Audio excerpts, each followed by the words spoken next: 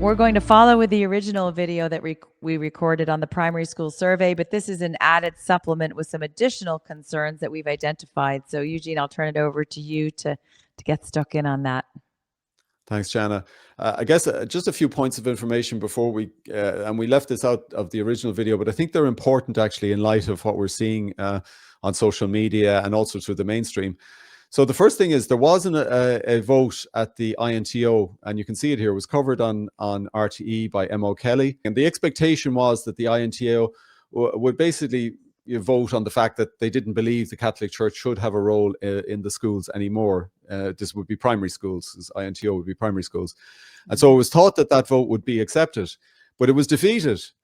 So the nub of that is that the teachers said, well, we believe that there is a role for Catholic ethos in the schools on an ongoing basis going forward. So the motion to get it out was defeated. And now it's interesting that RT never covered the fact that the motion was defeated. M.O. Kelly never did a follow-up article to say that the teachers actually voted on the basis that they believed that the Catholic Church still had a role in the schools. So that's kind of a data point on just hold that thought now as well, Jana, because that's kind of comes into some of what we're going to come into later. Now, what we discovered actually after we had gone through it, and we covered that we'll give you the run through the survey after this, which is the original video we did, that there's no restrictions on the vote. You can vote early and vote often, as they say here in the script article. There's no controls that only parents with children either in a primary school or who may be going to go into a primary school, because I think you need to poll parents who may be putting children into primary school in the next couple of years. They've got children maybe in preschool. I think those are the people that should be voting here. But everybody can vote. I can vote. You can vote multiple times, apparently. So this is a huge concern. And you can see it here. A complete survey. This is somebody on Gript that did this. They were able to do the survey themselves, even though they don't have children in primary school. They can complete it for others. They can put in different postcodes, etc. It's not controlled. Like, this is the equivalent of a belong to survey. Like I completed a belong to survey last year as a black lesbian female, because I just wanted to show that they didn't have controls on their surveys. And this is the same. So this is totally invalid, right? Yep. So the outcome of the survey as it stands right now is invalid, and people need to see that. And Eugene, we wrote a letter to all of the TDs, ministers, senators, and also to the schools on the concern about this survey. There is not the validity and integrity that we would expect, because as you said, you don't need to be a parent. You can submit it 10 different times on different devices. So those 32,000 hard left NGOs that wanted to erase woman and mother, that want to push transgenderism on children, they could have all of their troops do this survey to completely overpower genuine parents who do have children in primary school. So we sent a letter a couple of weeks ago. No surprise that it's been ignored by the TDs and senators. We had one TD from, I think, Sinn Féin, Mairead Farrell, who's going to raise it as a parliamentary question, but silence from everyone else. So, it's really shocking that a survey that is done under the guise of parental feedback is actually just a tick box exercise, because anybody can do it and you don't have to be a parent, and we know where that's going to go. Yeah, and we know there's certain people in our society who are pushing this so aggressively, including M.O. Kelly of RT, and they're the leftists, right? They're the hard left who are pushing this. Yeah. So if you're a parent with your children in school, you've the hard left are pushing you to make a particular decision. So you should consider that. So misinformation. So there's this misinformation out there that there's a broad consensus among the population on divesting the majority of Catholic primary schools. And there's no backup for that. People are just saying that because this is created through the mainstream media. It's created through the leftists in our media, and be it paper or online or in RT. They shouldn't be saying this. So, one of our people in our groups was talking to a politician last week, and they were making this statement. They said, oh, yeah, sure, everyone wants to divest now. There's no point. No, that's not true. So that's misinformation. There's a misinformation that Catholic schools are inherently not inclusive. Total misinformation. Catholic schools go out of their way to be inclusive. of Muslim children or Protestant children or children who just don't want to, their parents don't want them attending anything of a Catholic nature, for example, the Catholic religious nature. And they respect that. They respect it far better than children who want to opt out of SPHE, for example, and they're told that their parents have to come and collect them and all that kind of thing. Correct. Yeah. So the Catholic schools go out of their way to be inclusive. They're the most inclusive schools at this point in time. And they make the point that children would be better served in a multi-denominational school. Well, I'll tell you, it's not a multi-denominational school. It's a non-denominational school. And the reason for that, and we'll show it here, we'll put up on the screen. Under Section 9 of the Irish Education Act in 1998, there's very specific provision to schools that have an ethos, such as a Catholic ethos, or it could be a Jewish ethos or a Muslim ethos, whatever it is. And when you take that away, you basically end up in a school that has no ethos. And multi-denominational school is effectively a no denominational school. And hence this Section 9D doesn't apply anymore. And so the school no longer has the provision, the ability to push back against content and material that would be in contravention of the ethos of the school. They lose that legal ability to do that. Creates an open field, as it were. It opens the door to anything. Mm-hmm. There's no control on the survey right now. So if they just go with the survey and give us results, it's not valid. And we shouldn't accept those results because there's no control on that survey. Mm-hmm. If you're a Catholic parent, whether practicing or not, we would say you should not opt to divest. You should look to keep the school under a Catholic ethos for that reason, for the reason that you still have a protection under the Education Act.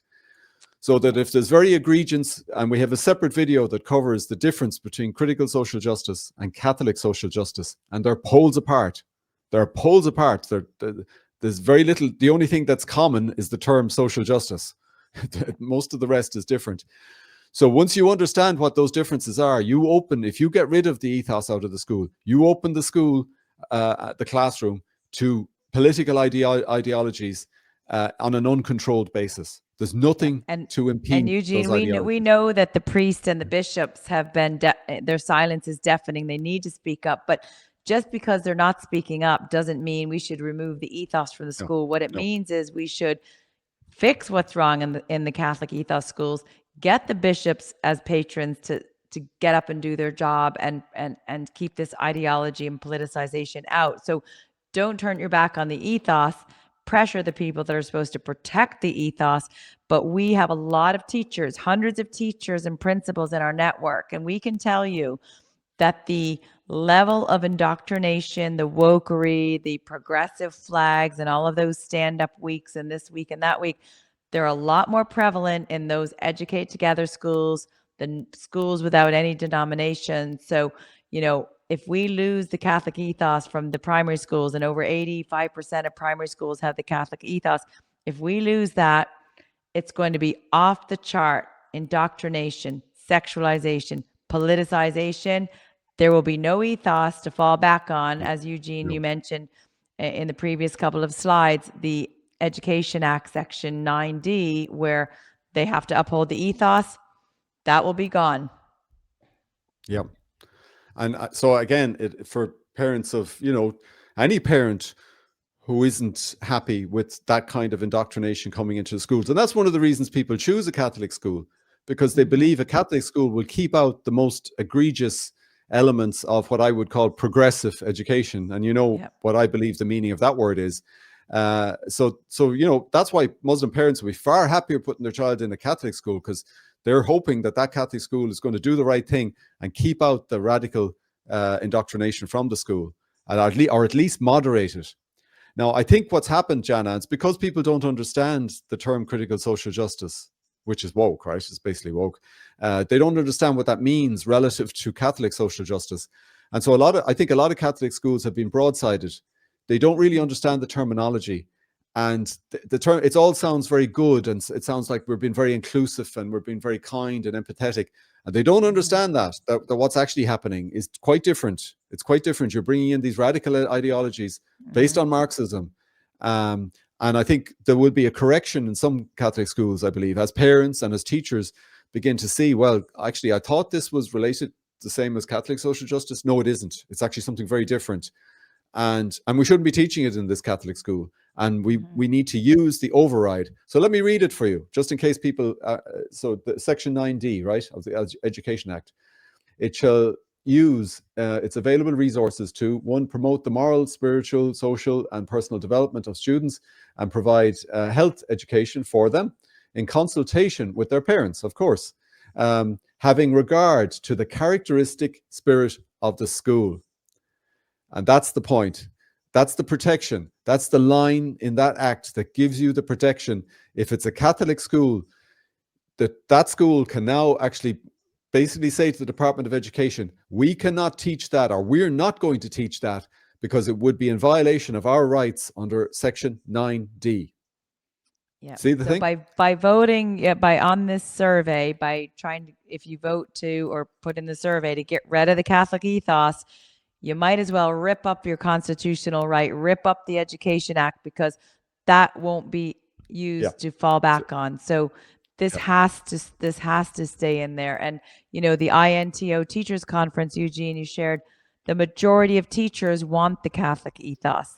Ireland is a Catholic country.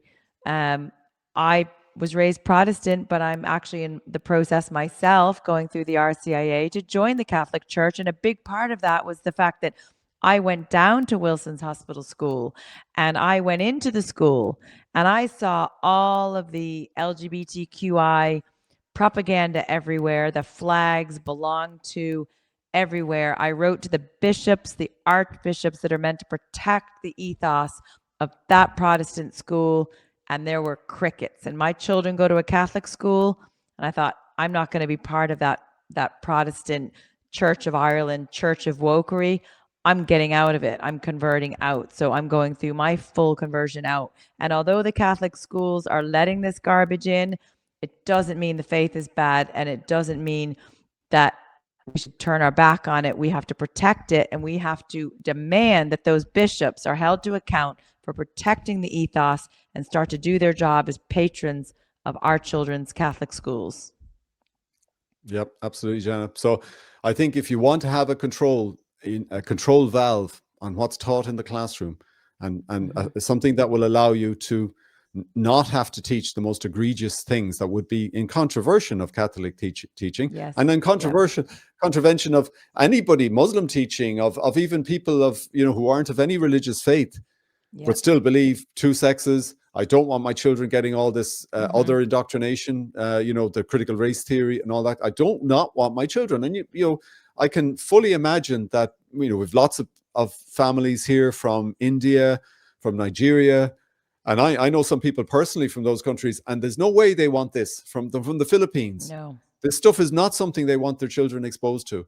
And hence and they would can, choose, as you said, Eugene, there's no problem. There's never been a problem for children to opt out of their religion classes at all. And the other thing about the Catholic teachings in the school is it doesn't make its way into math and science and language and history and anything else. It's separate, as this is a standalone class. So if a parent doesn't want their child to learn that or take their sacraments, they can opt them out of that hour. No problem. It's never been a problem. Whereas if we lose the denomination and we lose the ethos, might as well write off the whole education, because it's just going to be one big social justice politicized cesspit of an education, and there'll be no protection. There'll be no Education Act Section 9D to fall back on, because there will be no characteristic spirit of the school. The spirit will be just complete wokery.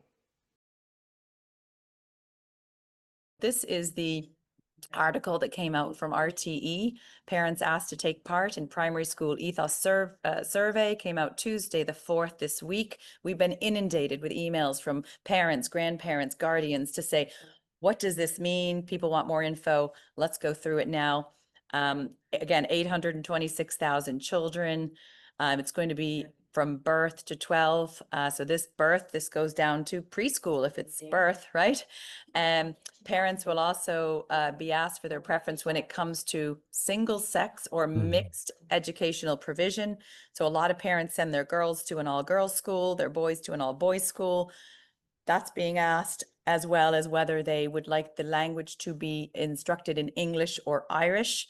We already know that many of the Gael talked areas are flooded now with children in the schools. I did a post on this that don't speak English. So they don't have English as a first language, and it's very difficult for them to integrate into the Gaeltacht areas to learn Irish. So that's a risk of the Irish language dying in this country. The other thing is whether it's going to be an ethos school, religious or multi-denominational. So is it going to be an ethos? Is it going to be single sex or mixed sex? Is it going to be English or Irish? And then people will put the link in the post. People can read themselves. It does state that, you know, in Ireland, there's a time when only 30% of marriages take place within the Catholic Church. So the church runs 90% of schools. Again, this article is biased. This article is trying to convince the people of Ireland that people are not getting married in the Catholic Church or have Catholic faith. So why don't we just get rid of that Catholic faith in our primary schools? So the article is a very biased leaning, no surprise. Yeah, and it is, Jana, because Emma Kelly had the same sort of article before the INTO meeting regarding the ethos. I see her attitude towards the church and education. She's all for the woke stuff. She'll never say anything against that in her articles. And she's no problem with critical social justice theory being brought to 4-year-olds. And she wants the Catholic faith out. We can see here, Minister Helen McEntee said the education system must reflect our society, but more importantly, it must respond to what parents want for their children. Now, I find this quite astonishing that Minister McEntee quoted this, because thousands and thousands of parents across every county in Ireland have complained to Minister McEntee about the transgender ideology being pushed in school, and it's fallen on deaf ears. She's disregarded the medical best practice, saying that children should not be given puberty blockers, hormones, or have their body parts removed. She doesn't care about parents' views on that. So why is it now she's saying we want their feedback? The hidden agenda we're going to share with you on the survey. It's to remove the ethos, make it multi-denominational, bring in wokery and Islamic studies, and just scrap the Catholicism. So again, I wasn't raised Catholic. My children go to a Catholic school, very happy with the education. My kids come home, they love learning, they grow in love. The prayers at school, it really grounds them in a world that is so chaotic. So I myself want to keep the ethos. I chose that ethos for my children. And Jana, I mean, I'll just be honest, I'll be frank with people, right? So what's come into school is all this critical social justice theory, which includes trans ideology, but it includes things like critical race theory and all of that, and the climate stuff and everything, right? It's the stuff that replaces core education with all this. I mean, my opinion, it's garbage, and it's actually destructive, particularly destructive for younger children. And we've covered that in a separate video where we'll talk about the consequences of a woke education. And it's particularly an issue for younger learners, which is this cohort, the primary school cohort. And it's come into every school. So without anybody voting on it or making a decision about it, the NCCA and the department have brought this stuff in. And that's actually more fundamental change than what they're asking people to make a decision on right now, because it affects every subject. You can't get away from it. It doesn't matter what school you're in at the moment. Now, Catholic schools should be upholding their ethos. And this has come in so quickly that I think most Catholic teachers are just caught by this thing. It's the new curriculum. We have to take it on board. And so, parents are crying out for the leadership of the bishops and the priests to uphold the ethos of our schools. They are the patrons. And it was truly disappointing this week when myself and some mothers in County Meath requested a meeting with Bishop Deenahan in Meath. And the response was, he said everything he needs to say on the email. And this email listed the serious concerns about the Beacon Alta policy pushing the transgenderism down to age 5. And we have an email as well from Bishop Deenahan that states that some of this contradicts the ethos and the Catholic anthropology. So a bishop has said this contradicts the church, contradicts the ethos. It's against the Catholic Church. It's not Christian, but they're not standing up against it. So, and then earlier this week, the president of the Catholic Secondary School Parents Association, Alan Whelan, sent a message that he was very disappointed that Bishop Deenahan was encouraging on this survey parents to just vote for whatever they want, with no defense of the Catholic ethos he's meant to be defending. And he's failing to do that job. And parents are getting really upset that their concerns are falling on deaf ears of the church. Now, that doesn't make the church bad.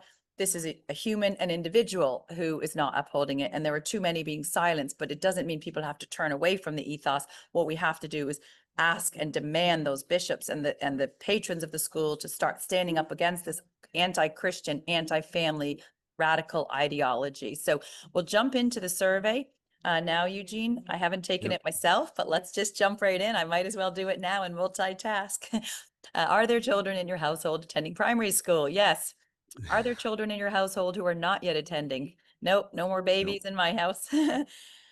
Would you prefer your primary school to be co-ed or single sex? Now, primary school, I think it's really good dynamics to have it be boys and girls in primary school. I think that's a positive thing. So both my children go to a Catholic school that's boys and girls, and at a young age. Personally, I think it's healthy because I've seen different behaviors from girls than boys, and particularly my daughter, who's very soft and sensitive and developing her confidence. It's the girls can pick on girls with words, whereas the boys don't get into any of that word bullying. So I personally think it's good at a primary level. At a secondary level, I have to decide once those hormones develop to have the mix in secondary. But for primary, I'm happy with it.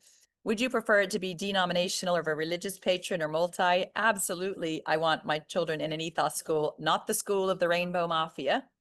There we go. Would you prefer to provide primary education through English or Irish?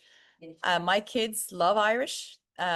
I didn't speak Irish during those crazy COVID lockdowns, but I overcorrected by learning Irish, and I was putting Post-its all around the house with the phonetic pronunciation of the Irish sayings for my little 4 and 5-year-old to learn. And now my daughter in school is selected to be one of the kind of Irish mentors for her children, which is amazing. Does mommy speak Irish? No, but I'm going to put education through Irish to protect the Irish speaking schools. For my own kids, I like that they learn Irish in school, but it's delivered in English. But we need to protect that Irish speaking schools because they're trying to get rid of those. So there we go. I'm going to submit that. Oh, thank you for completing the survey. Well, that was all but a couple of minutes, right? So that was a couple minutes there. I'll stop sharing the screen. We know there's a lot of wokery now happening, and we know it's happening in the Catholic schools, and we are continuing to push back for complete education reform in that regard. But just because you're upset that the Catholic school's bringing it in doesn't mean you should remove the ethos, because let me promise you this, hand on heart, promise everyone listening that if that ethos is removed, we have no hope of any morality, integrity, or values in that school. It'll be the school of wokery.